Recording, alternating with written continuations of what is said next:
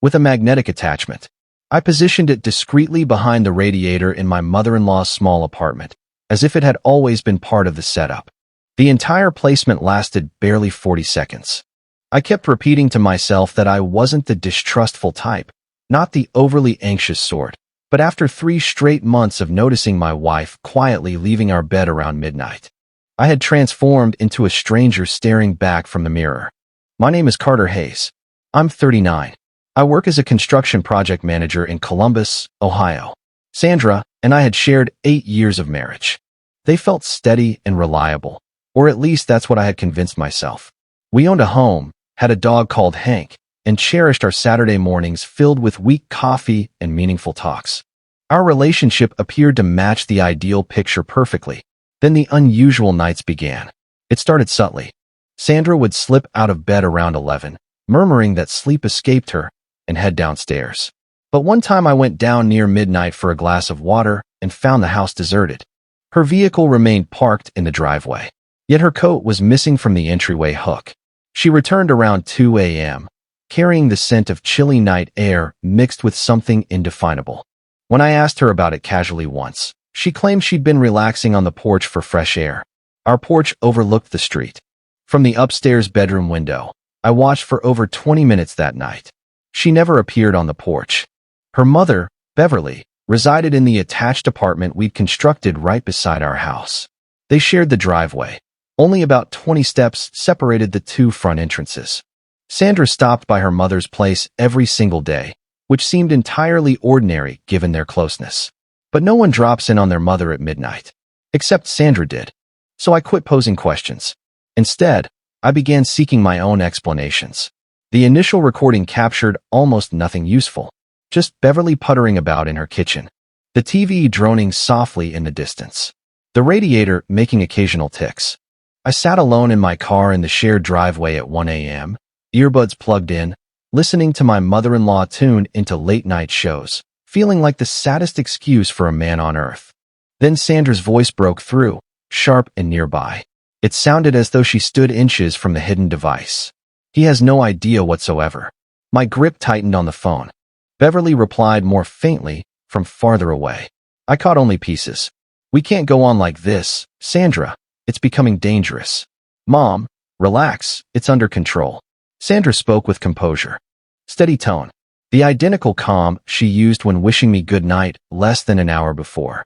Carter believes in me without question. That's exactly why it works. Then another voice joined in. A man's. Deep, measured, originating from somewhere farther inside the place. My insides twisted sharply. I replayed it multiple times. Cranked the volume to its limit. Amid the faint interference, 2 words stood out plainly. The account. I remained in that car until 3 a.m., looping the audio 47 times, attempting to place the voice, filling in the missing parts, struggling to comprehend why my mother-in-law, a 64-year-old former teacher who loved baking banana bread and affectionately called me son, was concealing a man in her home at that hour while my wife stood serenely in the kitchen, declaring that Carter believes in me without question. That's exactly why it works. Not, he has no clue about the relationship. Not, he doesn't know about our connection. But, Carter believes in me without question. That's exactly why it works. Whatever scheme this involved, it extended far beyond a simple affair. Sleep evaded me completely that night. I lay next to Sandra in the darkness, attuned to her even, tranquil breathing, utterly undisturbed. And I mentally reviewed every money-related discussion we'd had over the previous year. Every bank account. Every paper she'd urged me to sign. Every instance I'd handed over documents without close scrutiny simply because she was my spouse. And that's how deep trust appears when you're living it. In retrospect, it resembles pure foolishness. At 6 a.m., I phoned my brother Kevin. He picked up instantly, as he always does. 20 years of reliability without a single miss. I kept my tone hushed, stepped out onto the very porch Sandra had supposedly used for fresh air, and laid out the entire situation.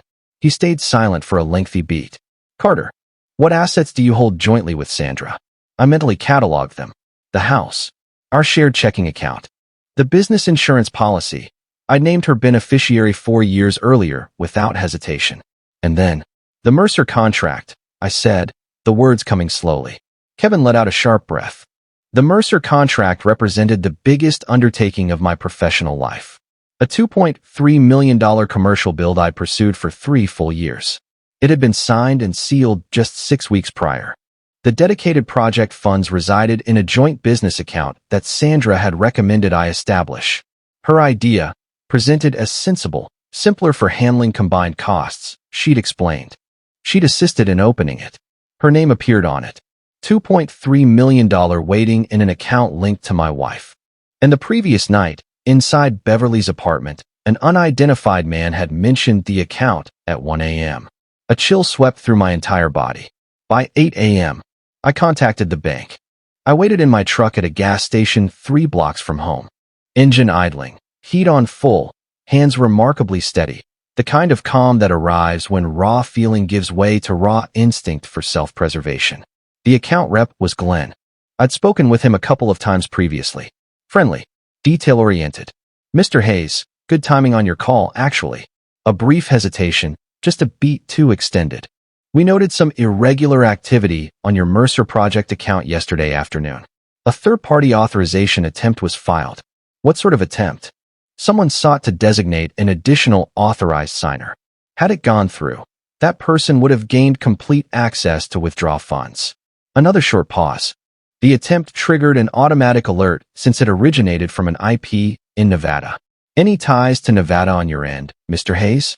"I'd never set foot in Nevada." "Who filed it?" I pressed.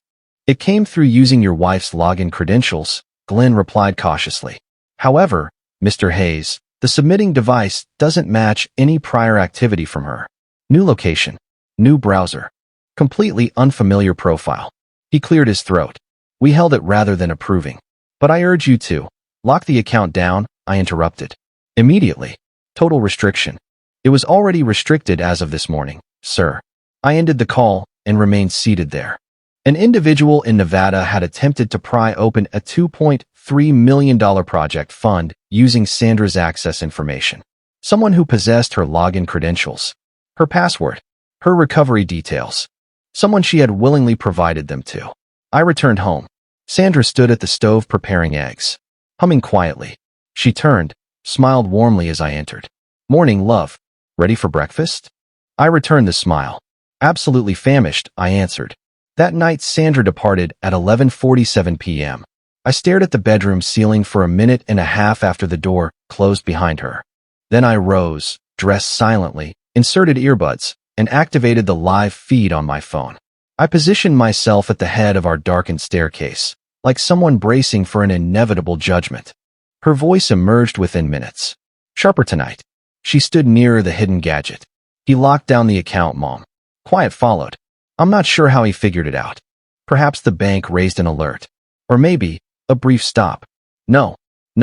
Carter lacks the sharpness to." Her tone lowered. "He couldn't possibly be aware. He acted totally normal this morning. Brewed coffee. Kiss me farewell. He remains clueless." The man's voice returned. Much nearer now. And this time every word registered clearly. "Then we'll switch to the fallback plan. The insurance coverage. My company's life insurance policy. Valued at $1.8 million. Sandra designated as the exclusive beneficiary. A document I'd endorsed 4 years back without a second guess, because that's what spouses do. They safeguard one another. They put signatures on papers. They place faith. The payout activates only upon." Beverly interjected hesitantly. Anxiously. "I understand the trigger condition," the man stated softly. The apartment fell utterly quiet on the recording. In that heavy hush, I finally grasped the complete blueprint being constructed around me, methodically, patiently, converging from several angles at once. The account served as Plan A. The insurance policy represented Plan B. And Plan B triggered under one circumstance no husband ever wants to contemplate. This wasn't merely theft. It was an effort to eliminate me entirely. Right there on the shadowed staircase, I reached a firm resolve. No attorneys yet. No further bank contacts. No involving my brother. First, I had to identify that man. Tonight, I slipped through our backyard under total darkness. No flashlight from my phone. No unnecessary sounds. Only the crisp November breeze and 14 years of familiarity with precisely which plank on Beverly's rear porch groaned underweight and which stayed silent. I'd constructed that porch with my own hands 3 summers earlier. I sidestepped the problematic third board from the left. Light glowed from Beverly's kitchen. Curtains closed, but sheer enough to let shapes filter through. I flattened against the outer wall next to the window and listened initially. 3 distinct voices. Nearby. I pulled out my phone and started recording. Then I edged 2 inches sideways and peered through the narrow gap where the curtain fell short of the frame. Beverly occupied a chair at her kitchen table, fingers clasped around a steaming mug, posture slumped, like someone who'd committed to a path and now couldn't find the exit. Sandra lingered by the counter, poised, nearly professional in demeanor. The man sat with his back toward the window, wide build, dark coat, silver hair cropped neatly at the nape. His face stayed hidden from me. Sandra continued speaking. 2 weeks at most. Carter's work takes him to the Dayton site from the 14th to the 21st. That's our opportunity. Our opportunity. For what? I already understood. Is the policy paperwork solid? The man inquired. Flawless, Sandra confirmed. I managed it myself. He gave a slow nod, then extended his hand across the table to cover Beverly's. A motion so natural, so habitual, so affectionate. Beverly lifted her gaze to him with a look I instantly recognized yet struggled to accept. The expression a woman reserves for a man she's cherished across many years in secret. At last I caught his profile clearly, and the earth fell away beneath my feet. My father, Raymond Hayes, age 67, retired electrician from Columbus. The same man who taught me how to pitch a baseball, endorsed my initial business loan, and wept openly in the front pew at my wedding. My father occupied a seat at my mother-in-law's kitchen table at midnight, his hand resting over hers, gazing at her the way you regard someone you've quietly adored for a long stretch. I have no recollection of crossing back through the yard, no memory of ascending our porch steps or entering our kitchen or collapsing onto the lowest stair inside our home. I simply found myself there suddenly, enveloped in darkness, phone continuing to capture audio in my grasp. The surrounding night sounds dulled as though the entire world had been swathed in thick padding. My father and Beverly. I reopened the very first night's recording and listened anew with entirely altered perception. The third voice I'd failed to identify before, slightly warped by the device, unfamiliar until now. My father's own voice. How long? That single question dominated my thoughts. All other concerns, the funds, the policy, the Dayton timeframe, temporarily submerged under one crushing inquiry. How long had this affair continued? At 1 a.m. I dialed Kevin without preamble. Simply played him 30 seconds of the latest kitchen audio over the line. His pause stretched extensively. Carter? How long have you been aware? Yet another quiet interval. Briefer, but telling. Kevin. My voice emerged rough. How long have you known about Dad and Beverly? He released a slow breath. 7 years, he murmured. I discovered it 7 years back. I believed it had stopped. Carter, I promise, I truly thought it was over. 7 years. My brother had shouldered that knowledge for 7 years. My father had been entering that apartment for who knows how much longer. And Sandra, the woman I'd vowed to love in front of family and friends, had understood precisely who her mother was entangled with at the moment she accepted my proposal. She hadn't wed a partner. She'd wed convenience. The following morning I approached Detective Aaron Price, 12 years on the force, specializing in financial offenses. I arrived carrying 3 evenings' worth of audio files, banking records, the Nevada IP alert from Glenn, and the insurance document bearing my name at one end and my wife's at the other, tied to a very particular payout clause. Price absorbed it all motionlessly, then spoke. This amounts to attempted conspiracy to perpetrate fraud, possibly escalating further if the insurance element had progressed. He leaned in. Mr. Hayes, your actions were textbook correct. Most individuals rush to confront and ruin their evidence in the process. Sandra faced arrest on a Wednesday. My father showed up at the station of his own accord, cooperated fully. He sat opposite me in an interview room, a vast invisible distance between us across the table, unable to meet my gaze for longer than a couple of seconds. He expressed regret. I accepted it as genuine. It altered nothing. Beverly entered a guilty plea on conspiracy counts. Sandra was sentenced to 4 years.